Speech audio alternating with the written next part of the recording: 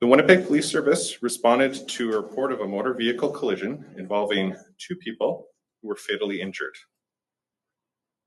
On September 13, 2025, around 9:30 p.m., officers from the Traffic Division attended the area of Keniston Boulevard and Enterprise Drive, where a 31-year-old male was found deceased and a 25-year-old female was transported to hospital in critical condition, where she later succumbed to her injuries.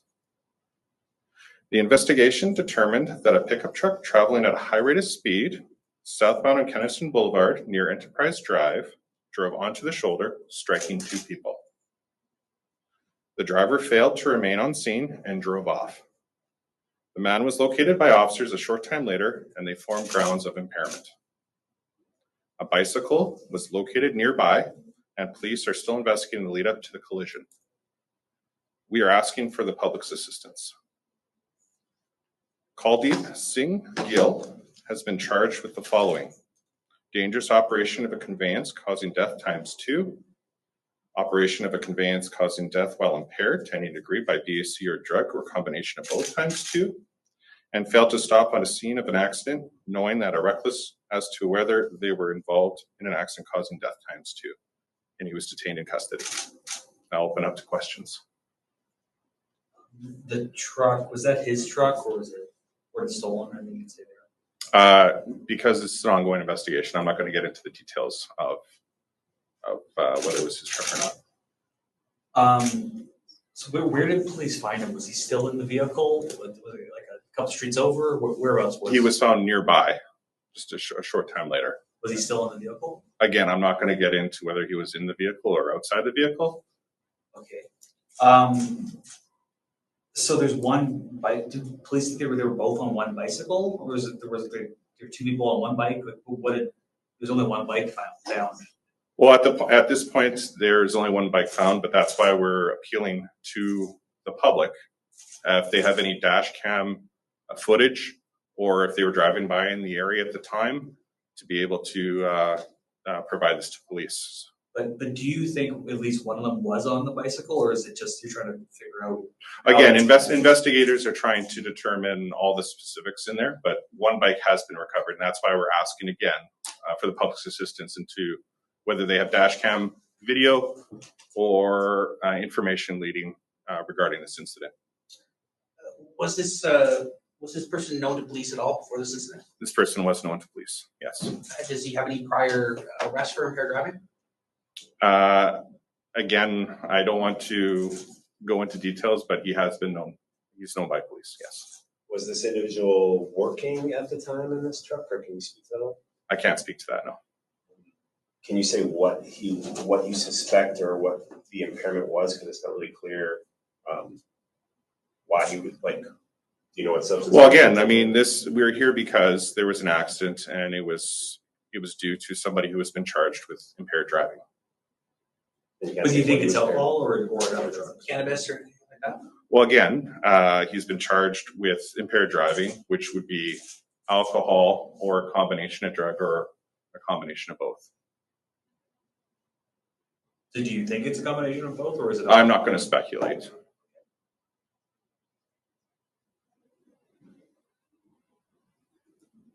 So police attended the scene. Were they called by a passerby, or were they driving by?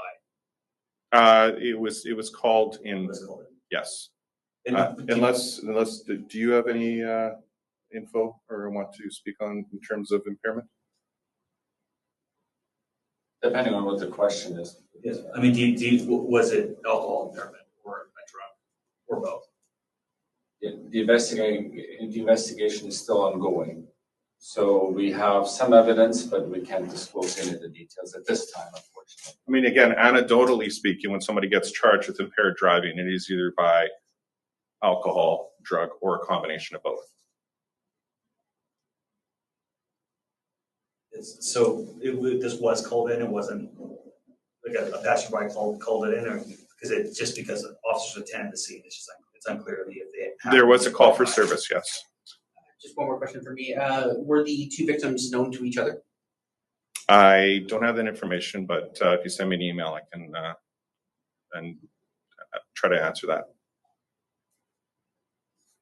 Is there any other reason you're looking for witnesses? You said it had to do with the bike, like you said, you have the person in custody. But Well, again, with all incidents, especially in traffic, if there are people who were in the area that either have dash cam or witnessed this incident or did view the two people, we'd invite them to contact the police. Because again, more information, investigators would like more information if possible. Do you suspect that could lead to more charges? Is that why you're? I'm not going to speculate on that, but again, more information is always better. And in these cases, we're appealing to the public for additional information if there is any. So police believe these individuals were on the shoulder there. I mean, do you think they were together? I mean, or is it like one's over here, one's over here? I mean, I'm just trying to figure out what it looks like. Yeah, they were together. They were on the shoulder together, yes. And they weren't in a vehicle themselves, they were just standing there. They were not in a vehicle. The Winnipeg Police, you guys do impaired driving campaigns around the holidays. Have you guys been doing, ride stops and keeping that up in the summer? Like, do you have any info on what the Winnipeg Police has been doing to try to prevent impaired driving? I'll let Constable Peterson answer this question. Good afternoon. So yes, the Winnipeg Police Service is continuously engaged in road watch campaigns, but also on a regular basis.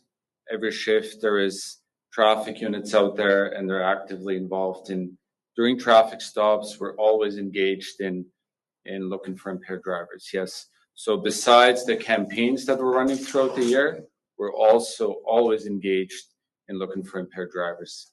If someone calls it in, and that's why we continuously ask the public to call it in. If they ever have the suspicion of an impaired driver, we try to respond as soon as we can. It gets prioritized as such, and the general patrol, as well as traffic units, and for that matter, every unit out there does respond to complaints about impaired driving all the time. Yes. Constable, I attended a press conference last December. You guys have new technology that's able to, it was a new policy that you guys breathalyze everybody at these traffic stops, no questions asked. Do you feel like, what the police are doing is working big picture to try to prevent impaired driving? So what you're referring to is the mandatory alcohol screening, which is only being implemented during check stops, meaning where everyone that gets pulled into the lineup, regardless, they get tested with an approved screening device. That is different when it comes to conducting regular traffic stops.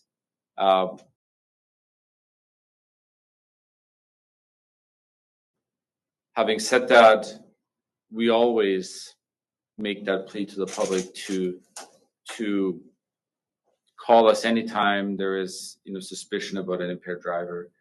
We're always engaged to train drivers, but to your question, the mandatory alcohol screening is implemented during check stops specifically, and during regular traffic stops. If an officer has suspicion, then they make the appropriate demand. Are these check stops all year round, or are they only in specific times where you guys are running campaigns?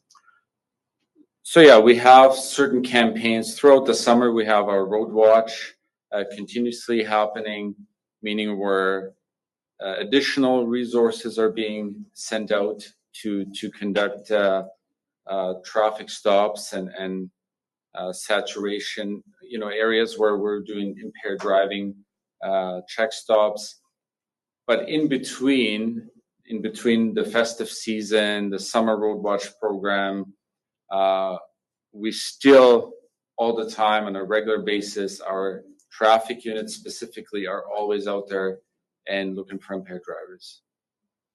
Sorry, it was Constable Peterson, was that? Yes, correct. Yeah, and you tried, for our, do you mind just spelling that for us? You don't mind? Yes, it's Peterson. And sorry, your first name was? Alex. Alex, typical spelling, A-L. A-L-E-X, yes. Any other media questions? I'm curious when officers located him, can you say where you found him and maybe give any detail about what that was like? Was he cooperative? Was he trying to flee? Like how did that work out when police located him? Well, they found him a short distance away, and they took him into custody. As to his demeanor at the time, I don't have any remarks on that. Did he give himself up at all, or did he really try to flee and you found him? Or was he? Well, he fled the scene and we located him. And the big part here is I think 2 people are dead because of an impaired driver. So that's the message that we really like to get across.